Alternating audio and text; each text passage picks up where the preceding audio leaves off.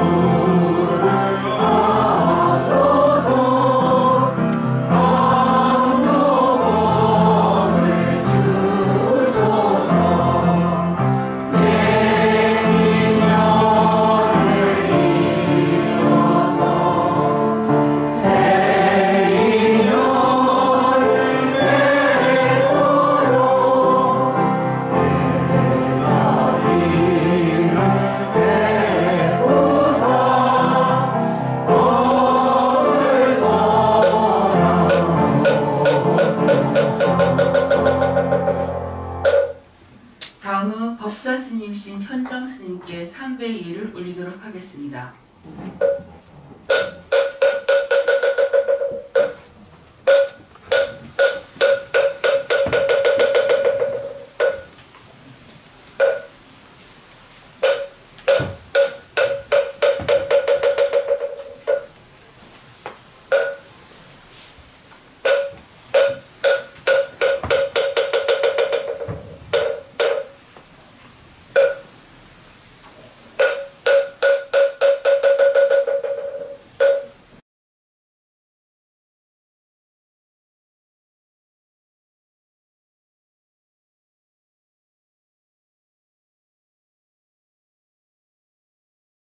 여러분 안녕하세요. 법정 스님 13주기 기일을 모시고 첫 번째 맞이하는 초하루 법회 여러분들 뵙게 돼서 반갑습니다.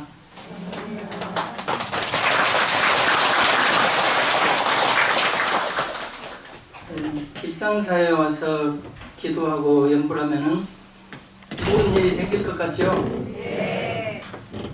좋은 일들이 많이 생겨서 여러 사람들 위로해주고 지혜를 주고 자비를 베풀어 주기를 바랍니다. 길상사에서 연불하는 소리를 들어보면은 다른 절에서 보기 어려운 모습이 있죠. 이걸 북을 치고 징을 울리면서 나무아미타불을 하고 화엄성중을 하면은 이것이 이제 연불하는 마음이 번뇌의 구름을 벗어나서 마음의 본성인 푸른 하늘이 빠르게 열린다고 합니다. 그래서 우리들이 그 불보살의 세계에 함께하는 이 체험을 할 수 있어요. 그래서 조선불교에서 전통적으로 내려온 것이 북강세 연불인데 그 전통이 이제 불교 정화 이후로 끊어졌습니다. 근데 길상사에서 다시 그 전통의 맥을 이어서 이렇게 북강세 연불하면서 새로운 불심을 일으키고 신심을 연불에 몰입하기 가장 좋은 하나의 방법이에요. 그래서 이제 이런 인연들이 우리 덕일 주지스님이 법정스님께 스승을 모셨을 때 3년간 행자생활을 하라고 했어요. 그래서 3년간 행자생활을 한 곳이 대원사입니다. 그래서 이제 대원사 때 이제 북강세 연불한 인연으로 길상사에도 이걸 함께 해서 그 맥이 이어지고 있구나 이런 생각을 해봅니다. 그리고 길상사에 오면은 여러 가지 특이한 게 많은데 길상사 화장실 사용해 봤죠? 네. 근심 풀어봤어요? 근심 푸는 해오수라는 말은 통도사 극락암에 계시던 경봉 스님이 처음 그 절에서 만들어서 쓰기 시작했습니다. 소변소를 휴급소, 대변소를 해우소 이렇게 불렀는데 지금은 전국 모든 곳에서 휴게실까지 이 말을 많이 쓰고 있습니다. 우리가 이제 근심을 풀지 못하면 아무 일도 할 수가 없죠. 그래서 가장 중요한 것이 근심을 푸는 것이고 또 아무리 급해도 소변소를 찾아서 일을 봐야 돼요. 그래서 급한 일을 쉬는 곳이라고 해서 휴급소라고 그러고 큰 일을 보는 곳을 해우소라고 그러고 이렇게 표현을 했습니다. 그런데 그 일을 보는 순간에 무슨 소리가 들리죠? 들어봤죠? 네. 그 소리가 어디서 들려요? 극락에서 들려옵니다. 왜 극락에서 들려오냐면은 일을 볼 때 하는 연불이 있어요. 그 연불 한번 따라해 보세요. 버리고 또 버리니 큰 기쁨 있네. 탐진치 삼독도 이같이 버려. 한순간에 죄업도 없게 하리라. 옴 하로다야 사바하. 옴 하로다야 사바하. 옴 하로다야 사바하. 이게 이제 입치고주라고 해서 직관 화장실에 들어가서 일을 보면서 애우는 연불이에요. 우리가 이제 대소변을 보면서 아까운 생각하는 분이 있어요? 이걸 내 건데 버리면 안 되겠다, 누가 가져가면 안 되겠다, 이렇게 아까운 마음이 없죠? 예, 그렇게 탐진치를 내려놓으라는 거예요. 누구를 미워하고 욕심내는 마음을 내려놓고 이제 베풀고 나누고 이제 섬기고 살겠습니다, 이런 마음을 다지는 것이 해오소기 때문에 그런 마음을 일으키고 그런 작용을 일으킬 때 하늘에서 극락에서 연불소리가 와서 칭찬을 하고 그 세계로 인도한다고 합니다. 다시 한번 해봅시다. 버리고 또 버리니 큰 기쁨 있네. 탐진치 삼독도 이같이 버려. 한순간의 죄업도 없게 하리라. 옴 하로다야 사바하. 옴 하로다야 사바하. 이렇게 하면 모든 근심 걱정이 사라집니다. 그리고 우리가 송강사 같은 데는 일주문이 있는데 우리 길상사에서는 무슨 문이 있어요? 서울 다른 절에서는 보기 어려운 큰 문이 있죠. 이걸 한국 불교에서는 삼문이라 그러고 일본 불교에서는 석삼자를 써서 삼문이라고 합니다. 네, 두 가지 다 기억을 해 놓으세요. 이때는 내가 그 절에 들어가는 입구 세속을 떠나서 불문에 드는 자리에 왔다, 이렇게 생각해서 삼문이라는 거 첫 번째 문을 들어가야 됩니다. 그 문을 공문이라 그래요. 그래서 일주문은 기둥만 있고 문이 없죠. 그래서 내 아집과 애고를 내려놓고 내가 부처님께 간다. 아집과 애고를 비워놓는 것을 공문이라 그래요. 그래서 이게 첫 번째 문을 지나서 두 번째 문이 무상문이라 그럽니다. 내가 오감의 눈으로 보는 이 세계는 꿈의 세계요, 가상의 세계이기 때문에 여기에 내거나 집착하거나 매이지 않겠다, 이런 마음을 내는 것을 무상문이라고 합니다. 세 번째 문을 지나는데 그 문을 무원문이라고 그래요. 해볼까요? 무원문.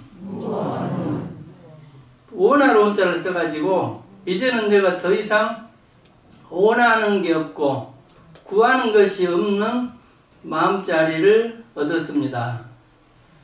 그래서 무원문을 지나서 극락의 문을 열고 여러분이 지금 앉아 있습니다. 그래서 우리가 여기 앉아 있을 때는 소원을 비는 것도 중요하지만은 나는 이제 더 이상 구할 것이 없고 원할 것이 없는 부처님의 마음자리에 와 있다, 이렇게 자신을 묵상하면은 앉아있는 시간이 굉장히 보배로울 수가 있어요. 그래서 여러분들이 산문을 지날 때 첫째 공문을 지나야 됩니다. 공문은 내 아집과 애고를 내려놓는 자리예요. 두 번째는 무상문, 내 오감의 눈으로 보는 이 세상은 실제 않은 세계가 아니고 헛것이고 꿈속의 세상과 같아서 내가 언젠가는 이 꿈에서 깨어나야 된다, 이렇게 인식하는 것을 무상문. 세 번째 문은 무원문, 나는 이제 더 이상 구할 것이 없고 원할 것이 없는 부처님의 마음자리에 이르렀다, 이렇게 하는 것을 무원문이라고 그래요.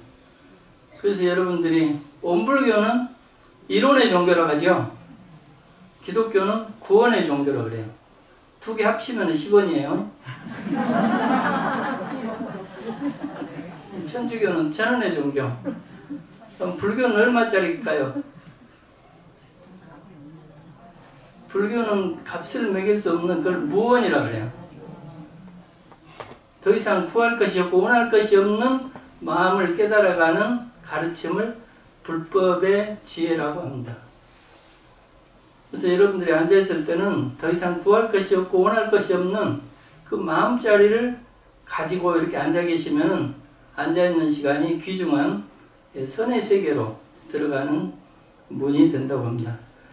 오늘은 그 여러분들과 함께 그 윤달의 지혜, 윤달의 수행에 대해서 말씀드리려고 합니다. 여러분들 그 새해가 되면 띠가 바뀌죠? 금년에는 무슨 띠예요? 토끼띠 한번 손 들어보세요. 토끼띠. 회갑을 맞이하는 토끼. 네. 토끼띠 위해서 박수 한번 쳐주세요. 그러면 이제 토끼띠들이 회갑을 맞이하는데, 회갑을 맞이하면 어떤 마음을 갖는 게 중요할까요?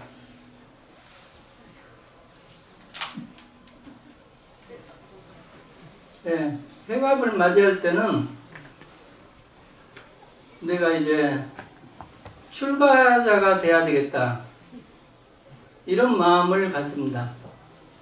그럼 이런 마음 무슨 마음이냐? 내가 삭발하지 않고 절에 출가하지 않았지만은 내가 남은 시간을 수행자로 살아야 되겠다, 이렇게 마음을 가지면은 남은 인생의 시간들이 굉장히 황금처럼 빛나게 됩니다. 그리고 빛나는 시간으로 이것을 활용할 수가 있어요. 그러면 수행자가 된다는 것은 뭐냐? 이제 나에게 닥쳐올 늙음의 고통을 지나서 죽음의 고통을 내가 준비하고 이겨내고 다음 생으로 가는 준비를 한다는 거예요.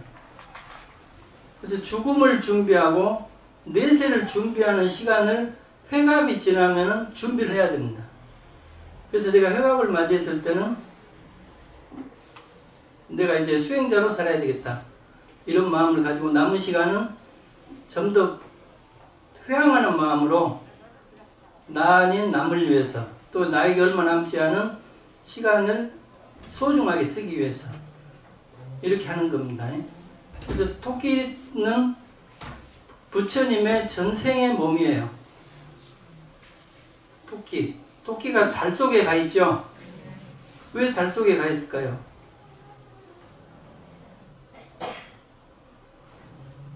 하늘의 제석천 33천의 신이 인간 세상에 와서 배고픈 노숙자로 옵니다.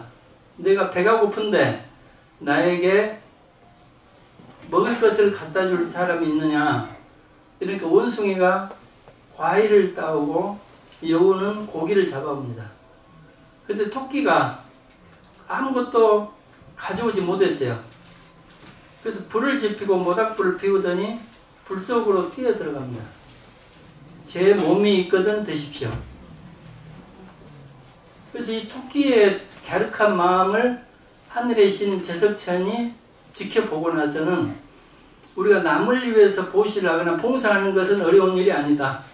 근데 자기 생명을 바쳐서 남을 살리고 돕는 일은 참으로 고귀한 일이다. 토끼의 덕행은 후세 사람들이 잊어버리지 않고 기억하기 위해서 내가 너의 모습을 달 속에 간직하리라. 그래서 토끼가 들어가서 방아를 찧고 있죠. 이 방아에 뭘 찧고 있을까요?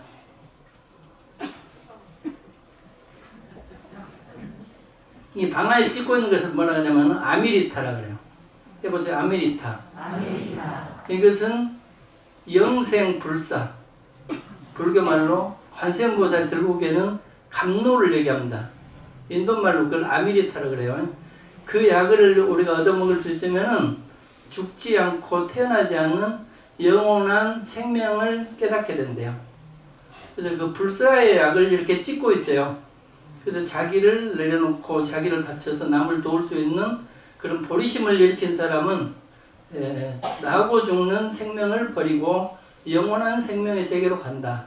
그리고 이것이 바로 부처님이 전생에 쌓은 덕행이다. 전생담의 하나로 나오는 이야기가 바로 이 토끼 이야기입니다. 토끼띠 박수 한번 더 쳐주세요.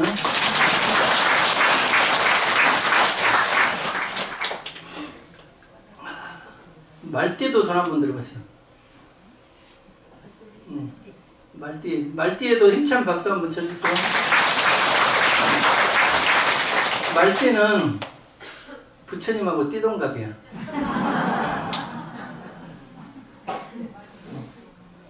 그래서 말띠의 해에는 성지순례를 가면은 다른 때보다 12배 공덕이 생깁니다. 그래서 티베트 사람들은 말띠의 해에 전부 그 카일라스를 순례해요. 그리고 이제 기도 깃발을 만들 적에 가운데다가 바람의 말 그림을 놓고 바람에 흔들리게 합니다. 그러면 바람이 경을 읽고 말이 사방으로 뛰듯이 불법이 세상에 널리 전해진다고 생각을 해요.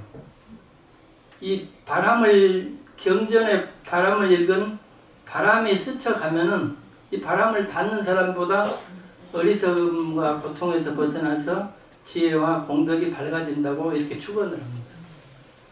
그래서 말띠들은 이 부처님하고 띠동갑이에요. 그럼 가장 12지에 나오는 쥐띠. 네. 쥐처럼 한번 울어보세요.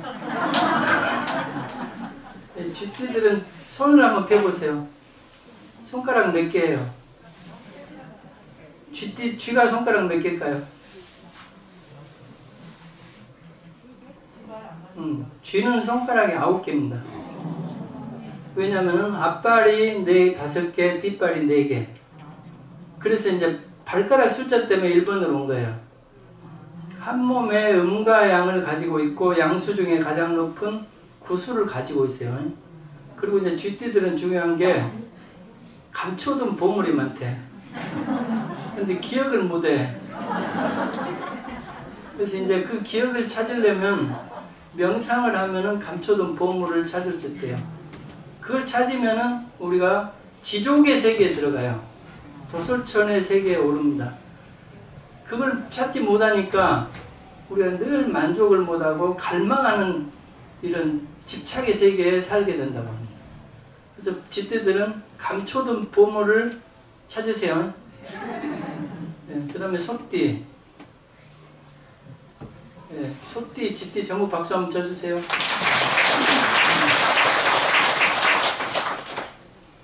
이 옛날 절집안 말에 절에서 잠을 자면은 종소리가 들리잖아요. 종소리를 듣고 몸을 일으키지 않으면 다음에 소로 태어난다 그랬어요. 문종선, 불기신, 필경내생, 타우신. 그리고 옛날에 우리 법정스님이나 우리 광운스님이나 이런 분 보면 몸이 아파도 기도 시간 되면 딱 몸을 일으키고 계세요. 예, 종소리 소 안 되려고. 그리고 이제 시준을 많이 얻어서 이렇게 공부를 하지만 공부를 이루지 못하고 기회를 얻으리고 하면은 그 빚을 갚기 위해서 시주집에 소로 태어난다 그래요. 그러니까 소띠들은 힘들고 어려운 일이 있을 때 아, 내가 전생 빚을 갚는구나 이렇게 생각하면은 그 고통을 감수하기가 쉬워집니다. 그리고 이제 자꾸 생각으로 대립하지 말고 당신 말이 맞소, 당신 말이 좋소, 당신 말이 옳소. 소 3마리를 키우세요. 호랑이. 자축에 호랑이 없어요? 네. 뒤에 계시네. 호랑이도 박수 한번 쳐주세요. 네. 호랑이는 이제 복호길상이라는 말이 있는데 남을 이기려고 하지 말고 자기를 이기려고 노력을 해야 돼요. 남한테는 져줘서 자비심을 한없이 넓혀야 됩니다. 그러면 모든 장애가 애군이 사라지고 모든 일이 좋아져요. 길상 살 때 길상, 복호길상이라 그래요. 호랑이를 항복받으면 모든 일이 좋아집니다. 예, 호랑이라는 것은 길들여지지 않은 자기의 마음, 사나운 마음, 욕심부리는 마음, 질투하는 마음을 호랑이의 마음이라고 그러고 이걸 항복받고 이겨낼 때 남한테는 져줄 수 있는 넓은 마음이 생겨난대요. 호랑이, 자축인묘, 토끼띠 있고, 용띠. 저쪽에 용이 있고, 네, 양쪽에서 대표로 용에도 박수 한번 쳐주세요. 용은 이제 12가지 짐승이 모아져서 12가지 짐승의 장점을 하나씩 따서 용이 됐다 그래요. 한번 오늘 배워보세요. 첫째 따라해 봅시다. 뱀의 몸, 잉어의 비늘, 독수리의 발, 호랑이의 발바닥, 사슴의 뿔, 낙타의 이마, 토끼의 눈, 소의 귀, 돼지의 코,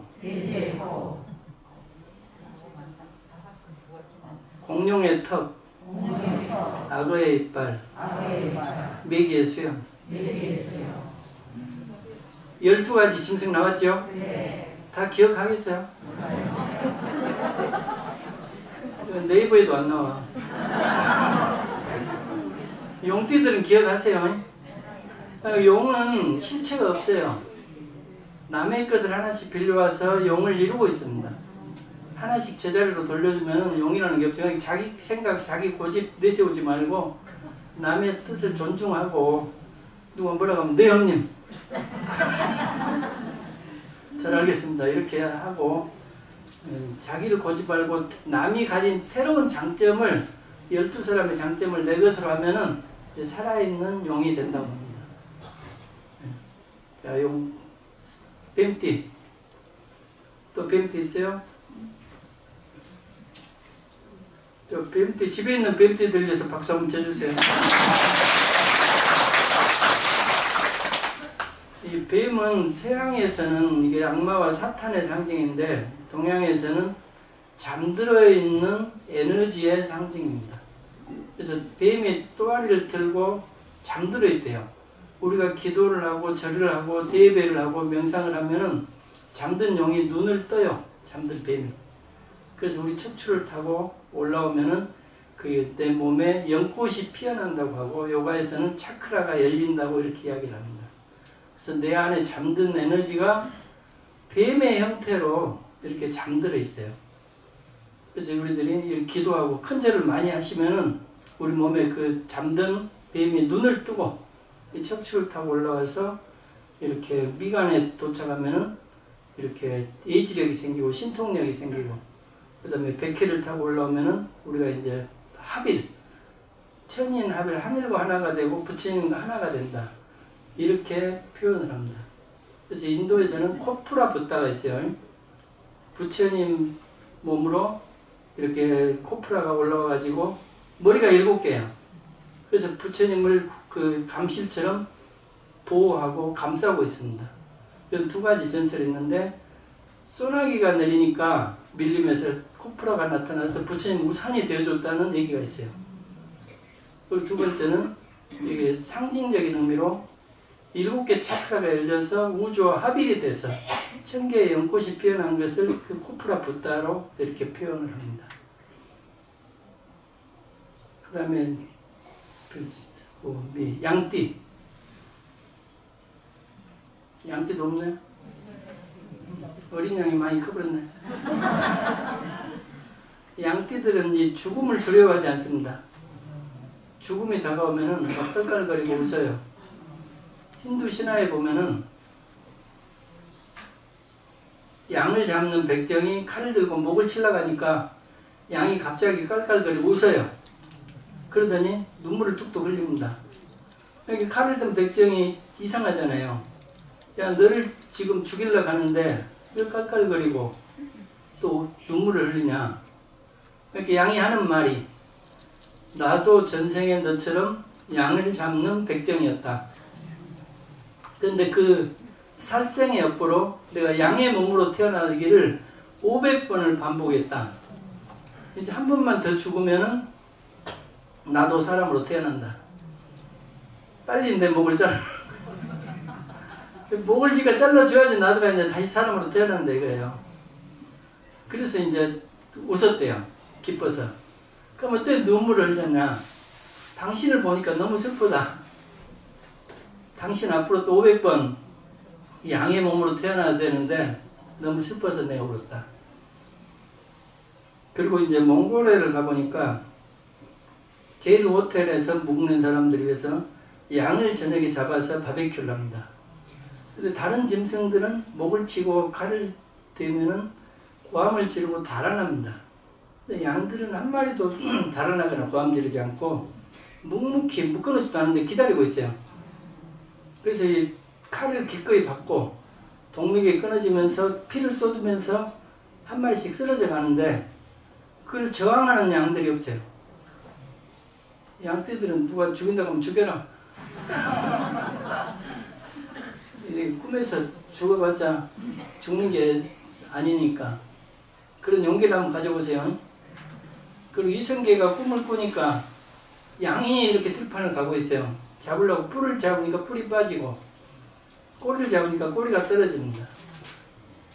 그래서 이제 이 뿔과 꼬리가 떨어진 양을 잡고 와요. 그리고 와서 이제 꿈이 불안해서 무학대사한테 갔더니 무학대사가 한문으로 양을 씁니다. 하고 머리가 떨어지고 꼬리가 떨어지니까 임금왕자가 돼요.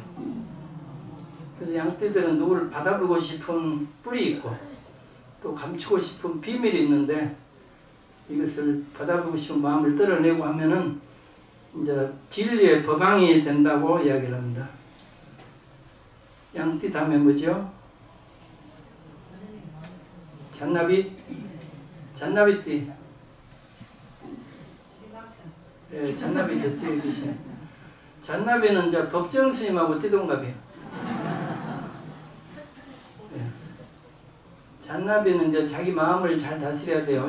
시몬음아 그래서 예, 마음은 원숭이처럼 날뛰고 말처럼 사방으로 뛰어다닌대요. 잠시도 머물러 있지 못하고.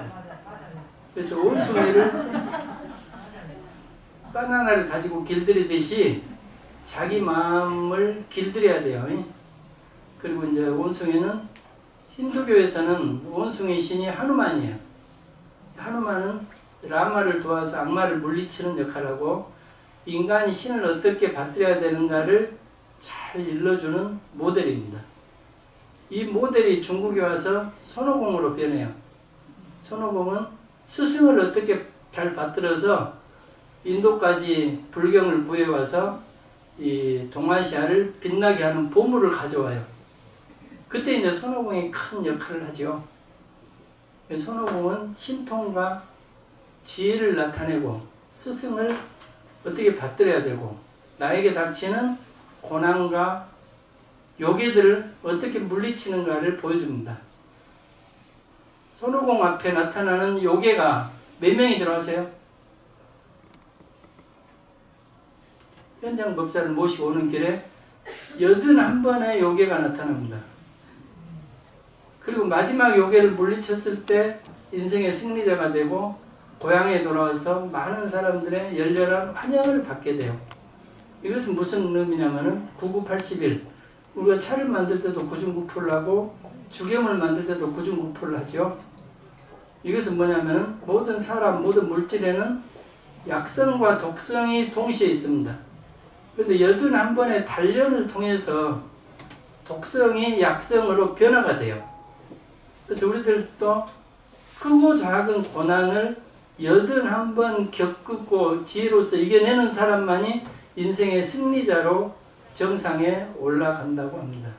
그런 교훈을 상징적으로 보여주는 것이 서유기의 이야기예요.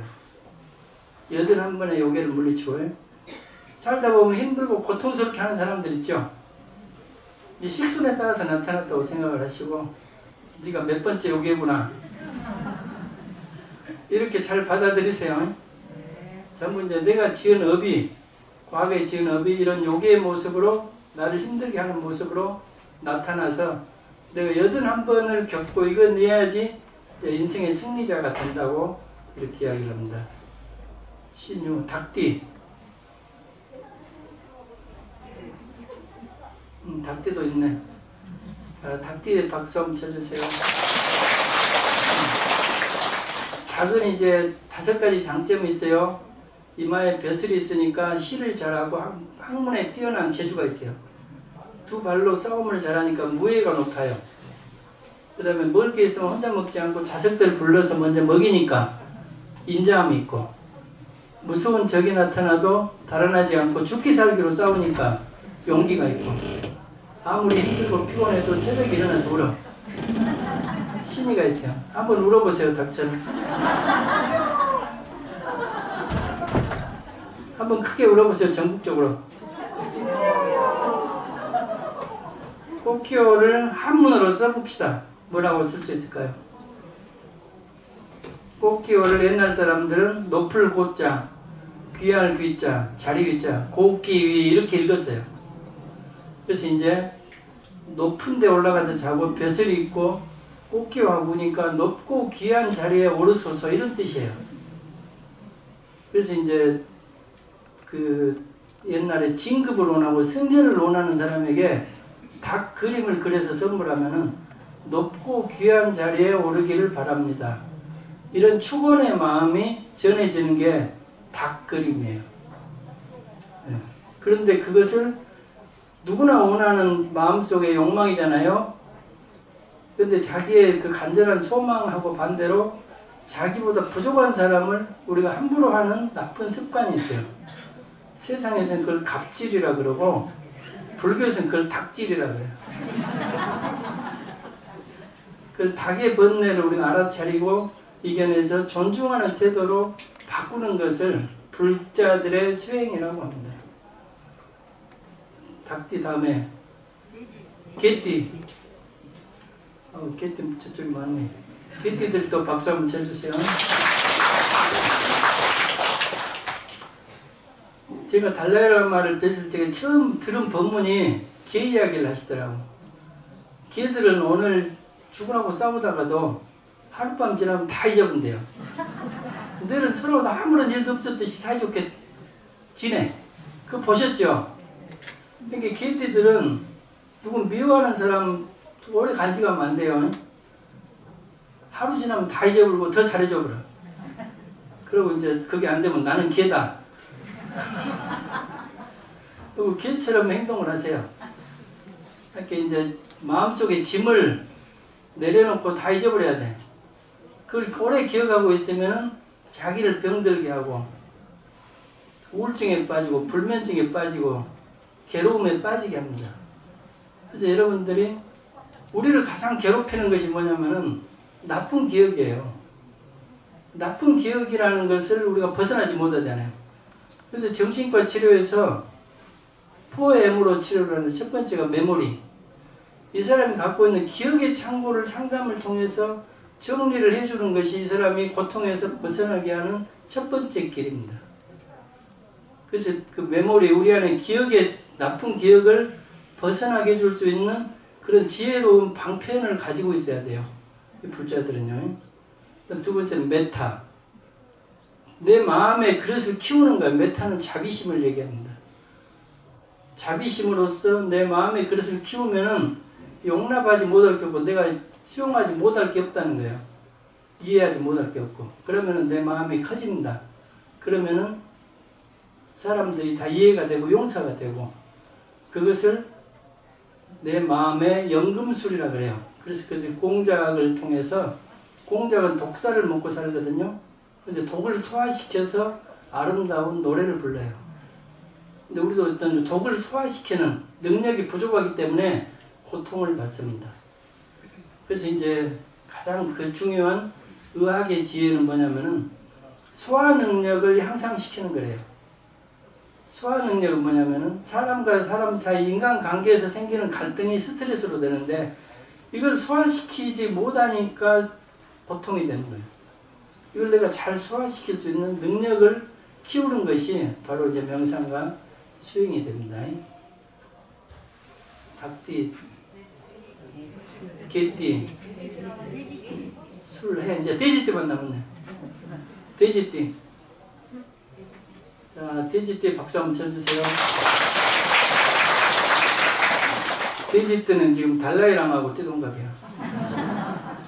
이렇게 이제 가장 지혜로운 달라이라마, 또 가장 또 한국에서 금욕 고행자 청화스님, 달라이라마 이런 분들이 돼지띠니까 돼지띠의 스승으로 잘 기억을 하세요.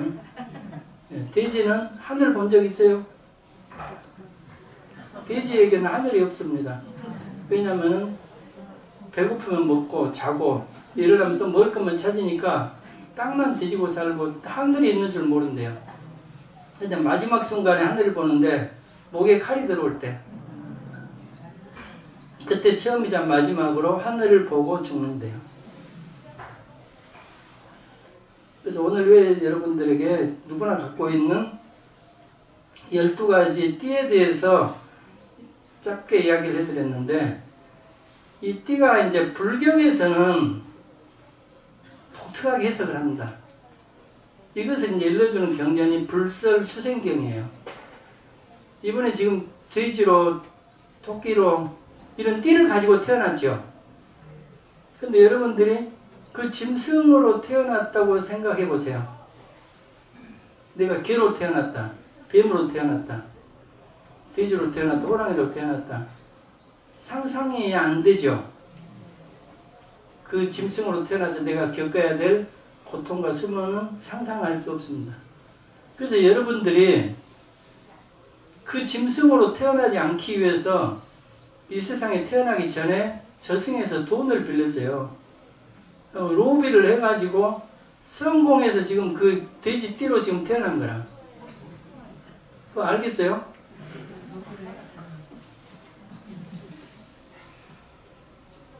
그래서 이것을 수생전이라 그래요. 저승에서 빌린 돈. 여러분들이 지금 길상사 지장전에 가면은 지장보살이 모셔져 있고 시황상이 있을까요, 없을까요?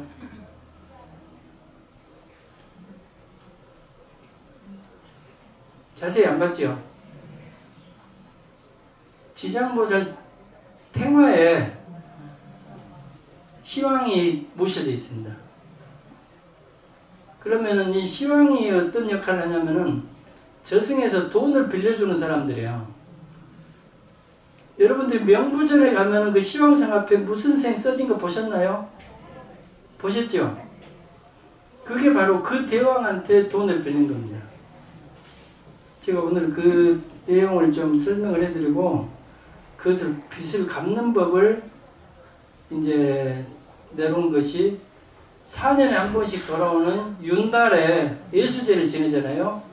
예수제를 지내는 것이 바로 그 전생 빚을 갚고 내세 업을 닦는 불교의식이 예수제예요. 그래서 이제 이런 그 내용들이 서로 단편적으로 말지 이 경전에 어떻게 나와 있고 어떻게 이것을 갚고 내 업을 닦는지 이런 내용들을 오늘 이제 소개해 드리려고 합니다. 그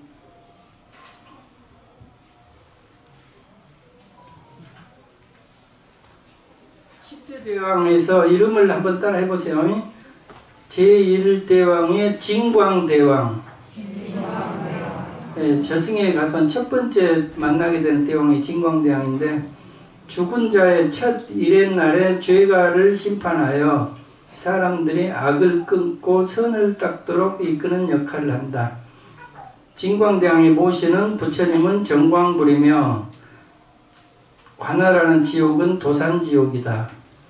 진광대왕에게 돈을 빌린 사람은 경호생, 신미생, 임신생, 계유생, 갑술생, 의뢰생이다. 이 6띠들은 첫 번째 대왕 진광대왕한테 돈을 빌려서 이제 그 띠 사람으로 태어났다는 거예요. 이 무슨 띠에 해당되는지, 무슨 대왕에 해당되는지 오늘 기억을 잘 해보세요.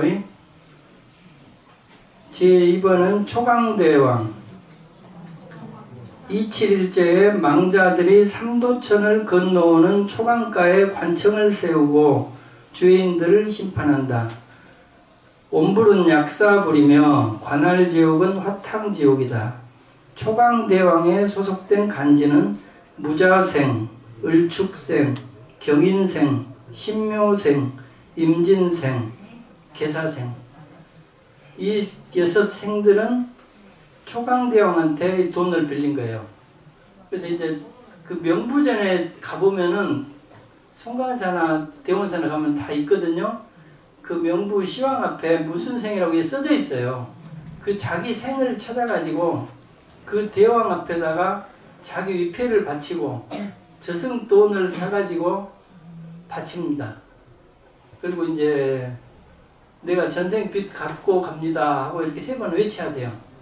그럼 그게 이제 약식 예수제가 돼요. 또 3번, 내가 10번까지 오늘 불러드릴 테니까 자기 띠가 어디에 해당되는가 잘 보세요. 그리고 이것을 웹툰으로 만들어가지고 엄청난 인기를 끈 사람이 주호민이에요. 신과 함께. 너무 인기가 있어서 이걸 영화로 만들었죠. 이 불설수생경에 나오는 내용을 불교 콘텐츠를 영화로 만들어서 가장 성공한 작품이 신과 함께입니다.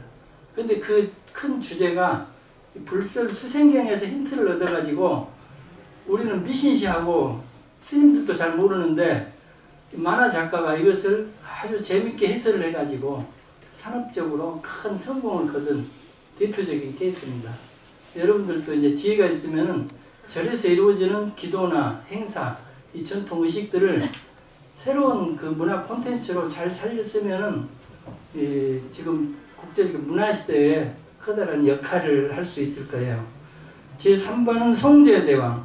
죽은 지 21일째에 죄의 경중에 따라 죄인을 지옥으로 보낸다. 이곳에서는 사음의 죄를 엄중하게 다스린다. 옹불은 현급 천불이며 관할지옥은 한빙지옥이다. 송제대왕에 소속된 간지는 이모생, 개미생, 갑신생, 의류생, 병술생, 정예생이다. 제4번 오간대왕. 28일째 어부의 저울을 가지고 거짓말하고 사기친 죄를 다스린다. 살인, 도둑질, 삿된, 음행, 거짓말, 음주의 죄를 맡아 심판한다. 옴불은 아미타불이고 관할지옥은 도산지옥이다. 오간대왕에 소속된 간지는 갑자생, 을축생, 병인생, 정묘생, 무진생, 기사생이다. 자, 5번째가 이제 유명한 염라대왕입니다. 원래 인도에서 죽은 자들의 교주였으나 지옥의 왕이 되었다. 35일째 업경으로 죄인의 현세에서의 일체 선악행위를 비춰보고 그에 따라 벌을 내린다. 이렇게 염라대왕이 이 지상에다가 CCTV를 설치해 놓고 죽으면 이제 그 CCTV를 다시 돌린대요. 그래갖고 거짓말을 할 수가 없어.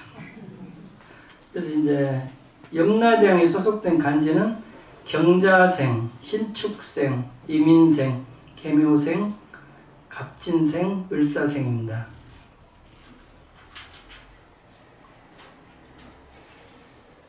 이런 이야기 처음 들어보죠? 네. 재미있어요? 네. 이걸 누구한테 돈을 빌렸는가 기억을 해서 빚을 갚고 사세요. 6번은 이제 변성대왕. 죽은 지 42일째 오간대왕과 염라대왕에게 재판을 받고 죄가 남은 사람이 있으면 독사지옥에 보내 벌을 받게 한다. 옴불은 대세지보살이고 관할지옥은 독사지옥이다. 변성대왕에 소속된 간지는 병자생, 정축생, 무인생, 기후생, 경진생, 신사생이다. 7번 태산대왕입니다. 인간의 수명을 관장하던 도교의 태산부군이었는데 염라대왕의 서기로 49일째 망자의 선악을 기록하여 죄업에 따라 환생처 또는 지옥에 보내는 일을 결정한다. 원불은 관음보살이며 관할지옥은 거해지옥이다. 태산대왕에 소속된 간지는 갑오생, 을미생, 병신생, 정유생, 무술생, 기해생이다. 8번은 평등대왕. 망자의 100일에 심판하는 대왕입니다. 원불은 비로자나불이고 관할지옥은 중합지옥이다. 평등대왕에 소속된 간지는 병호생, 정미생, 무신생, 의류생, 경술생, 신해생이다. 9번 도시대왕. 망인의 환생처를 정하기 위해 친족들에게 공덕을 쌓을 것을 권장한다. 법화경의 발간이나 아미타불 조성 공덕의 중요성을 강조한다. 옴불은 야왕보살이며 관할지옥은 철상지옥이다. 도시대왕에 소속된 간지는 임자생, 개축생, 갑인생, 을묘생, 갑진생, 정사생이다. 마지막에 이제 10번 오도전륜대왕. 망인의 3년상 곧 대상에 죽은 후 여러 왕을 거치며 죄를 심판받는 중생들의 탐욕과 무지의 번뇌를 다스려 다시 태어날 곳을 결정한다. 옴불은 석가열애며 관할지옥은 흑암지옥이다. 오도 전륜대왕에 소속된 간제는 무오생, 기미생, 경신생, 신유생, 임술생, 계생이다. 이것이 이제 불설수생경에 나오는 내용이에요. 그래서 이제 이 내용을 잘 이해하고 배워서 이 4년에 한 번씩 돌아오는 윤달에 생전예수제에 동참을 해가지고 자신이 죽었다고 묵상을 하고 49일간 자기 제사를 지내는 것이 생전예수제입니다. 그리고 나서 그 대왕을 찾아가서 이제 전생 빚을 갚고 내세 업을 닦는 아주 특별한 그 불교의 의식이면서 수행, 이것이 예수제예요. 그러니까 이제 뭐 영산제, 수륙제, 예수제, 이것이 불교의 3대 의식의 전통 의식에 들어오는 불교 의례인데, 생전 예수제는 이런 그 불설 수생경의 의례에 따라 가지고 그런 전생 빚을 갖고 내세 업을 미리 닦는 그런 의식으로 전해졌어요. 우리 대원사에 안락행 보살이라고 80 지난 노보살님이 계셨는데 몸이 안 좋아서 병원에 갔더니 폐암 진단을 받았어요. 그래서 이제 폐암 진단을 받고 이제 고민을 하다가 대원사로 찾아와서 이렇게 차 한잔하면서 상담을 해요. 그래서 수술을 받아야 될지, 내가 이제 죽음을 받아들이고 죽음을 준비해야 될지 고민을 하시더라고요. 그래서 나이 들어서 이 수술을 해서 그냥 힘들게 그 고통스럽게 하지 말고 이제 80이면 이제 노쇠가 가까워졌으니까 죽음을 내가 거부하지 말고 받아들여서 생전에 49절 한번 지내면 어떻겠느냐 이렇게 권했더니 그 말에 따랐어요. 그래서 자식들은 성당에 다니는데 일요일마다 자기 그 유폐를 모시고 사진을 걸어놓고 자식들하고 같이 살아생전에 49절을 다 지냈습니다. 살아생전에. 그리고 이제 그 재산도 49절 지내고 이제 자식들한테 다 분배하고 사후에 해야 될 것을 살아생전에 미리 다 한 거예요. 그것이 이제 실제적인 생전 예수제가 됩니다.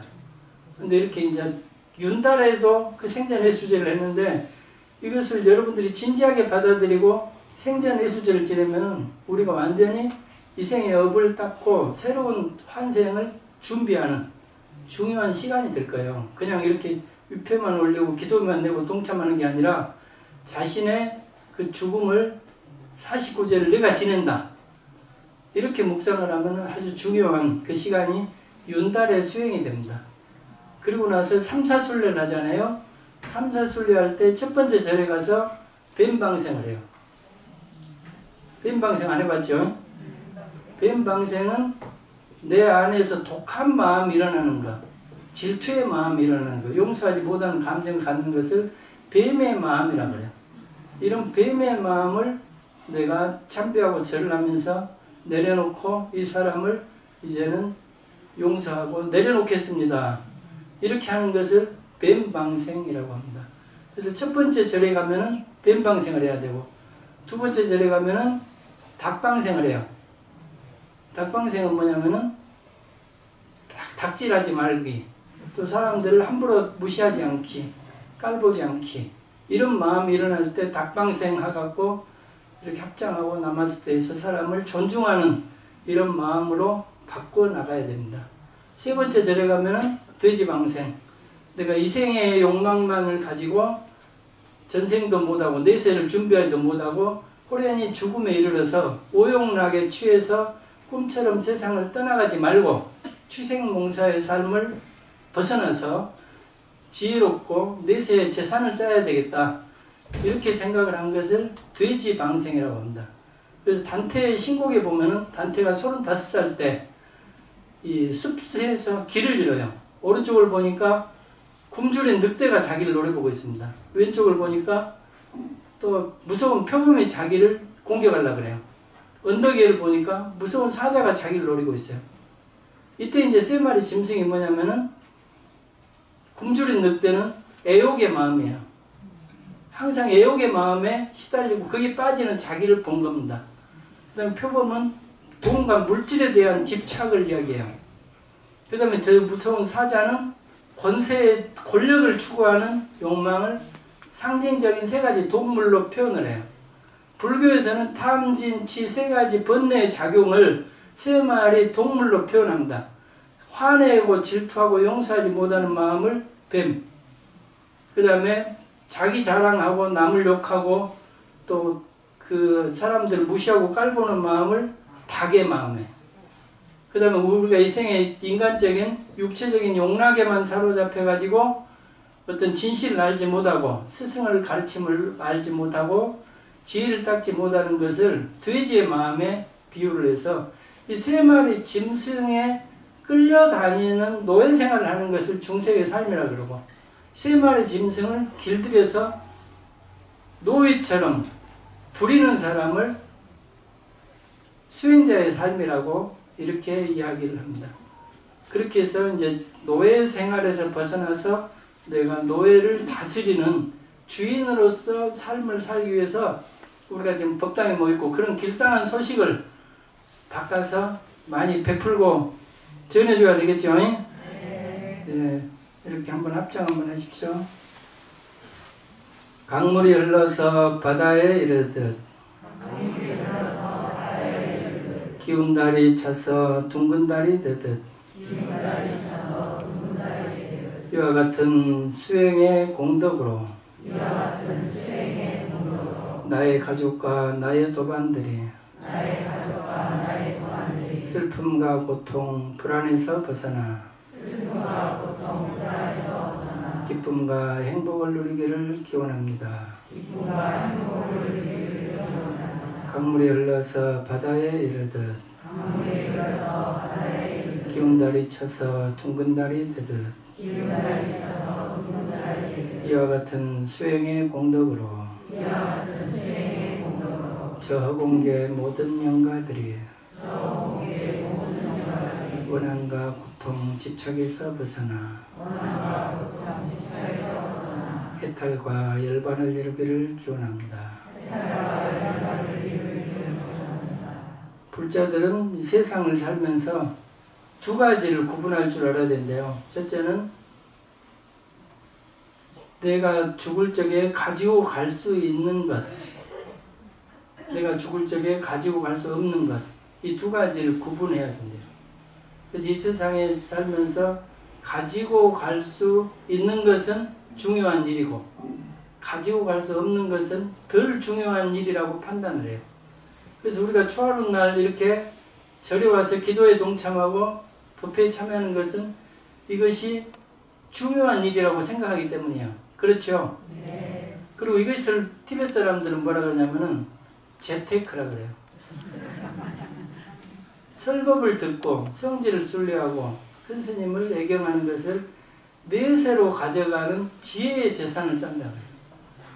내가 자원봉사하고 선업을 닦고 좋은 일에 동참하는 것은 복의 재산을 쌓는 겁니다. 그래서 우리들은 두 가지를 쌓는 거예요. 복을 구하고 지혜를 구하고. 이것은 우리가 내세로 가지고 가는 재산이 됩니다. 근데 사람을 미워하고 막 욕심껏 쓰지도 못하고 모아놓고 이거 죽을 적에 가지고 갈 수 없잖아요. 그런 것들은 덜 중요한 것이고 중요한 것을 우리가 이제 구분을 해야 된대요. 그렇게 해서 우리들이 이제 본의 아니게 우리가 나이들 많이 먹고 또 어떤 몸이 힘들고 또 다음에는 이 법회 자리에도 오기 어려울 때가 옵니다. 그래도 이제 오늘 들은 법회 기억을 잘 간직해서 스스로 어떤 죽음을 준비하고 또 내세를 준비해서 더 좋은 내세로 여행을 떠날 수 있는 그런 준비가 여행이 되었으면 감사하겠습니다. 감사합니다.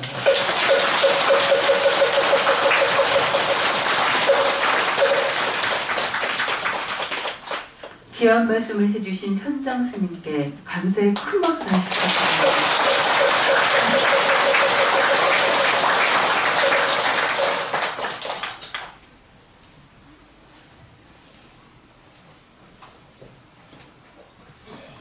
다음은 공지사항을 말씀드리겠습니다.